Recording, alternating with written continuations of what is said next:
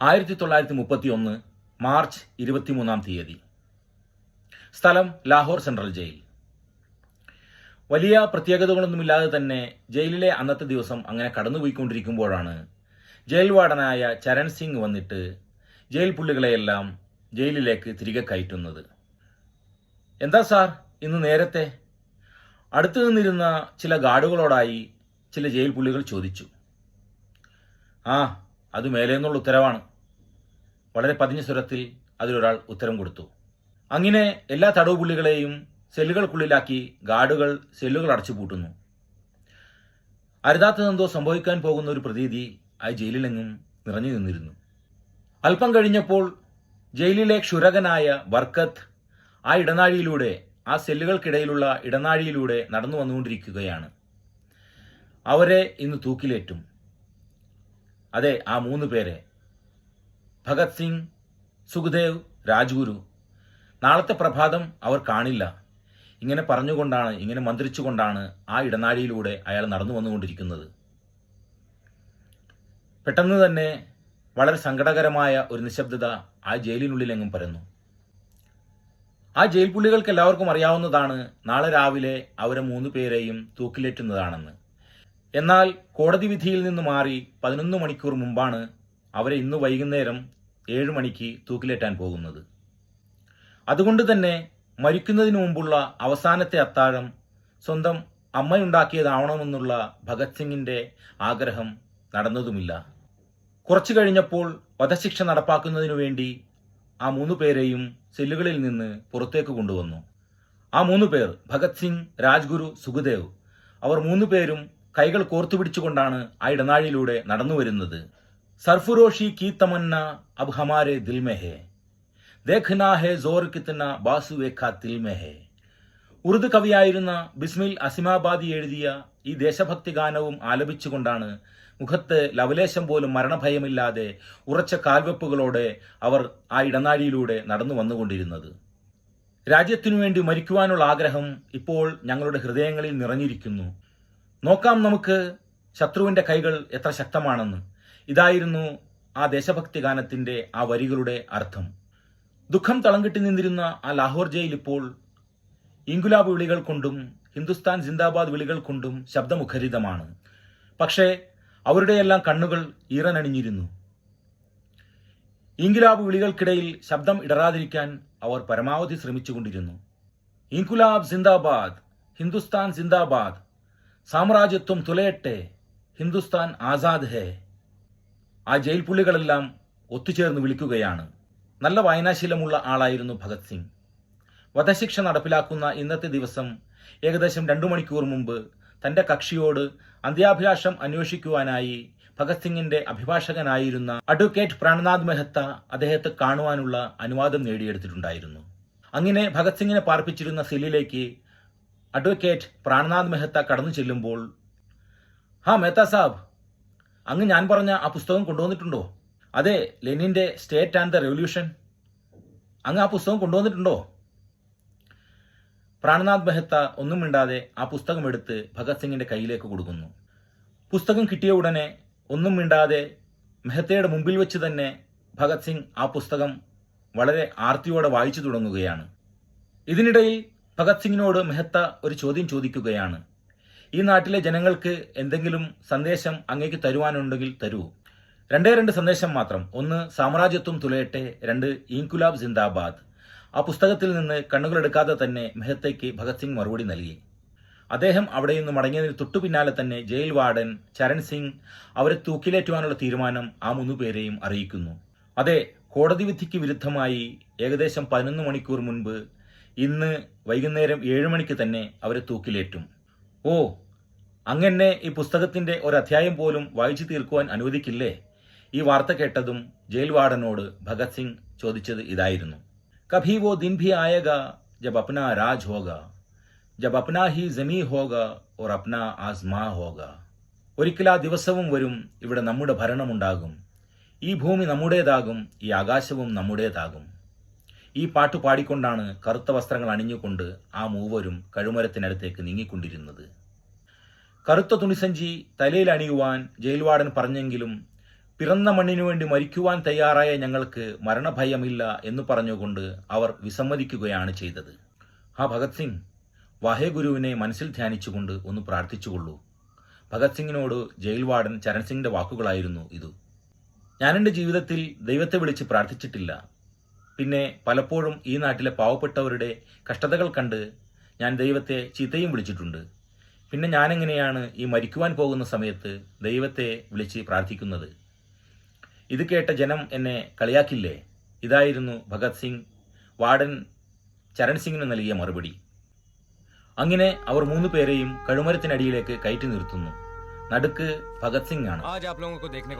തന്റെ അമ്മയ്ക്ക് കൊടുത്ത വാക്കുപ്രകാരം കഴുമരത്തിലേറുന്നതിന് മുമ്പ് ഇൻകുലാബ് വിളിച്ചുകൊണ്ടായിരിക്കും താൻ മരിക്കുക എന്ന വാക്ക് അവിടെ വെച്ച് ഭഗത് സിംഗ് പാലിക്കുകയാണ്. ഇൻകുലാബ് സിന്ദാബാദ്. ദിക്കുപൊട്ടുമാറുച്ചത്തിൽ ഭഗത് സിംഗ് ഇൻകുലാബ് വിളിക്കുകയാണ്. ആ ജയിൽ മുഴുവൻ അതിനെ ഏറ്റുവിളിക്കുന്നു. ഇൻകുലാബ് സിന്ദാബാദ്, ഹിന്ദുസ്ഥാൻ ആസാദ് ഹേ. ഇൻകുലാബ് സിന്ദാബാദ്, ഹിന്ദുസ്ഥാൻ ആസാദ് ഹേ. സാമ്രാജ്യത്വം തുലയട്ടെ, ഇൻകുലാബ് സിന്ദാബാദ്. മസീദ് ഇലാർദ് എന്ന ആരാച്ചാർ ആ 3 പേരുടെയും കഴുത്തിൽ കൊലക്കയർ നിൽക്കുന്നു.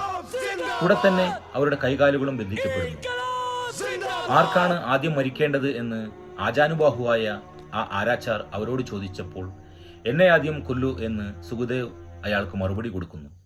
അങ്ങനെ അവരോരോരുത്തരെയായി ആ ആരാച്ചാർ തൂക്കിലേറ്റുന്നു.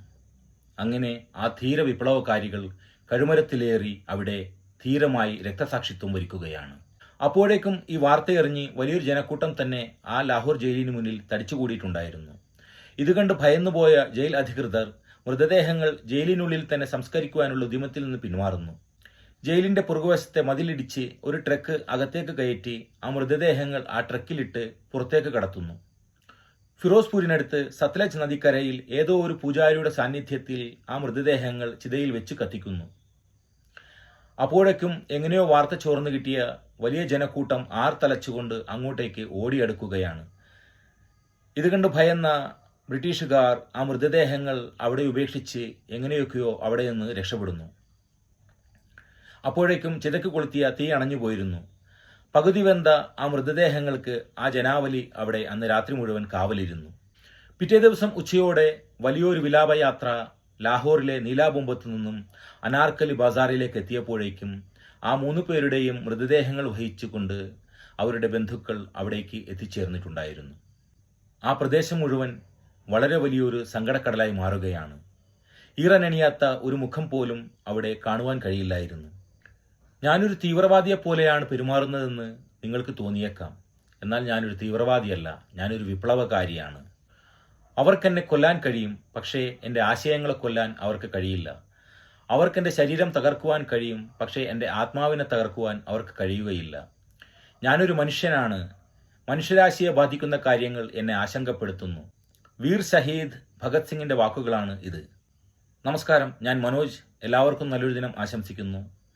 ഈ സ്വാതന്ത്ര്യ ദിനത്തിൽ നിങ്ങളുടെ മുമ്പിലേക്ക് ഭഗത് സിംഗിന്റെ ചരിത്രമല്ലാതെ വേറെ എന്താണ് ഞാൻ കൊണ്ടുവരേണ്ടത്? ഇന്ത്യൻ സ്വാതന്ത്ര്യ സമരത്തിന് വിപ്ലവ ചൂട് പകർന്ന സമരസേനാനി ഭഗത് സിംഗ് ജനിക്കുന്നത് 1907 സെപ്റ്റംബർ 28-നാണ്. ബ്രിട്ടീഷ് ഇന്ത്യയുടെ ഭാഗമായ പഞ്ചാബ് പ്രവിശ്യയിലെ ലായൽപൂർ ജില്ലയിലെ ബംഗ എന്ന ഗ്രാമത്തിലാണ് ഭഗത് സിംഗ് ജനിക്കുന്നത്. അച്ഛൻ സ്വാതന്ത്ര്യ സമര സേനാനിയായ കിഷൻ സിംഗ് സന്ധുവിനും അമ്മ വിദ്യാവതിക്കും ജനിക്കുന്ന 7 മക്കളിൽ രണ്ടാമനാണ് ഭഗത് സിംഗ്. ബംഗ ഗ്രാമത്തിലെ തന്നെ ഒരു ഗ്രാമീണ വിദ്യാലയത്തിലായിരുന്നു ഭഗത് സിംഗിന്റെ പ്രാഥമിക വിദ്യാഭ്യാസം. പ്രാഥമിക വിദ്യാഭ്യാസത്തിന് ശേഷം ലാഹോറിലെ ദയാനന്ദ് ആംഗ്ലോ വേദിക് സ്കൂളിൽ അദ്ദേഹം ചേർന്നു പഠിക്കുന്നു. സ്വാതന്ത്ര്യ സമര സേനാനികളായ അച്ഛൻ കിഷൻ സിംഗും അമ്മാവൻ അജിത് സിംഗും 1907 കനാൽ കോളനിവൽക്കരണ ബില്ലിനെതിരെയുള്ള പ്രക്ഷോഭത്തിലും പിന്നീട് 1914-15 ഗദർ പ്രസ്ഥാനത്തിലും പങ്കെടുത്ത് ജയിൽവാസം അനുഭവിച്ചിട്ടുള്ളവരാണ്. അങ്ങനെ കുട്ടിക്കാലം മുതലേ തന്നെ ബ്രിട്ടീഷുകാരോടുള്ള വെറുപ്പും സ്വാതന്ത്ര്യത്തിനു വേണ്ടിയുള്ള അടങ്ങാത്ത ആവേശവും അഭിനിവേശവും ആ കൊച്ചുമനസ്സിൽ വേണ്ടുവോളം സ്വന്തം കുടുംബത്തിൽ നിന്ന് തന്നെ പകർന്നു കിട്ടിയിട്ടുണ്ടായിരുന്നു. അദ്ദേഹത്തിന് ഏകദേശം 12 വയസ്സുള്ളപ്പോഴായിരുന്നു ഭാരതത്യാഗം ഞെട്ടിച്ച ജാലിയൻ വാലാബാഗ് കൂട്ടക്കൊല നടക്കുന്നത്. മനുഷ്യ മനസാക്ഷിയെ മരവിപ്പിക്കുന്ന ആ സംഭവം ഭഗത് സിംഗിന്റെ മനസ്സിലും ദേശഭക്തിയുടെ ആ ഒരു തീ ആളിക്കത്തിക്കുവാൻ ഇടയാക്കി. വീട്ടിലറിയിക്കാതെ ജാലിയൻ വാലാബാഗ് സന്ദർശിച്ച ആ ബാലൻ അവിടെ നിന്നെടുത്ത ചോരയും മണ്ണും ഒരു ചെറിയ കുപ്പിയിലാക്കി തന്റെ മുറിയിൽ സൂക്ഷിച്ചു വെച്ചിരുന്നു. അങ്ങനെ 23-ാം വയസ്സിൽ തൂക്കിലേറുന്നതുവരെ തന്റെ മനസ്സിലെ ആ അഗ്നി അണയാതെ സൂക്ഷിച്ചിരുന്നു അദ്ദേഹം. സ്കൂൾ വിദ്യാഭ്യാസത്തിന് ശേഷം ഭഗത് സിംഗ് ലാലാ ലജ്പത് റായ് ഗാന്ധിജിയുടെ ആഹ്വാനപ്രകാരം നിസ്സഹകരണ പ്രസ്ഥാനത്തിന്റെ ഭാഗമായി നിർമ്മിച്ച ലാഹോറിലെ തന്നെ നാഷണൽ കോളേജിൽ പഠിക്കുവാൻ ചേർന്നു. അവിടെ പഠിച്ചുകൊണ്ട് തന്നെ സമരപരിപാടികളിലും പ്രതിഷേധങ്ങളിലും സജീവമായി പങ്കെടുത്ത ഭഗത് സിംഗ് ബ്രിട്ടീഷ് സർക്കാർ സബ്സിഡി നൽകുന്ന സ്കൂളുകളും കോളേജുകളും ഉപേക്ഷിക്കുവാൻ ഇന്ത്യൻ വിദ്യാർത്ഥികളെ പ്രേരിപ്പിക്കുന്നു.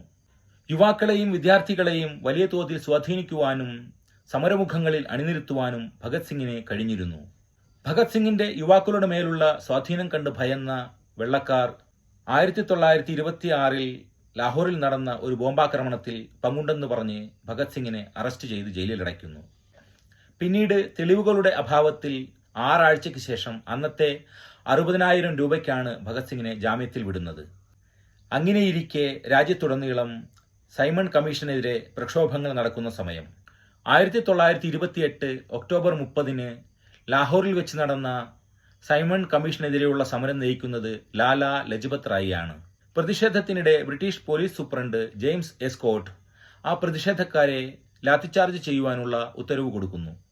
അങ്ങനെ പ്രതിഷേധം നയിച്ചിരുന്ന ലാലാ ലജ്പത് റായിയെ ആ പോലീസുകാർ അതിക്രൂരമായി ഭഗത് സിംഗിന്റെ മുമ്പിലിട്ട് മർദ്ദിക്കുന്നു.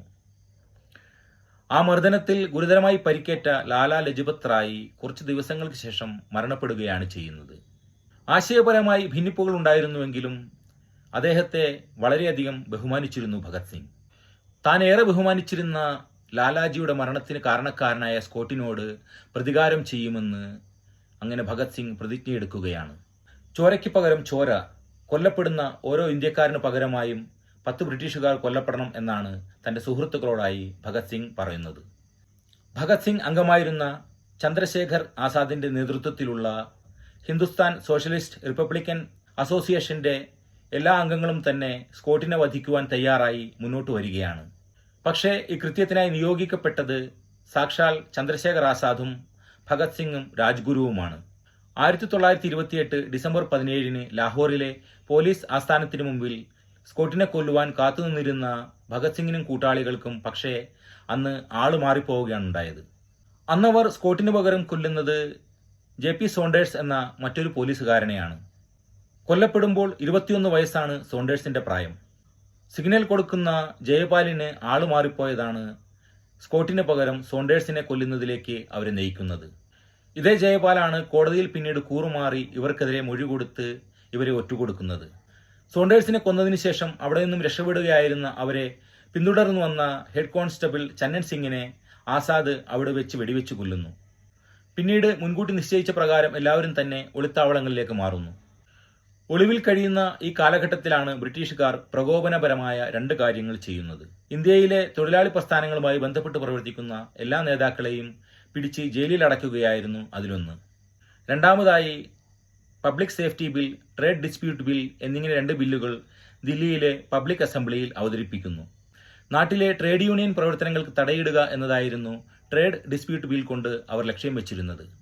നാട്ടിൽ പടർന്നു പിടിച്ചുകൊണ്ടിരിക്കുന്ന കമ്മ്യൂണിസ്റ്റ് പ്രസ്ഥാനങ്ങളെ ഇല്ലാതാക്കുക എന്നതായിരുന്നു പബ്ലിക് സേഫ്റ്റി ബില്ലിന്റെ ഗൂഢലക്ഷ്യം. പോലീസിന് പൂർണ്ണ സ്വാതന്ത്ര്യം നൽകുന്നതായിരുന്നു ഈ ബിൽ. ആരെയും കസ്റ്റഡിയിൽ വെക്കുവാനും ആരെയും പിടിച്ച് കഴിവിലേറ്റുവാനുമുള്ള വകുപ്പുകൾ ഈ ബില്ലിലുണ്ടായിരുന്നു. ഈ ബില്ല് ആദ്യം സഭയിൽ അവതരിപ്പിച്ചപ്പോൾ പരാജയപ്പെടുകയാണ് ഉണ്ടായത്. പിന്നീട് സഭയുടെ പ്രസിഡന്റായിരുന്ന മിത്തൽഭായ് പട്ടേൽ തന്റെ അധികാരം ഉപയോഗിച്ച് ഈ ബില്ല് പാസാക്കുവാൻ തീരുമാനിക്കുന്നു.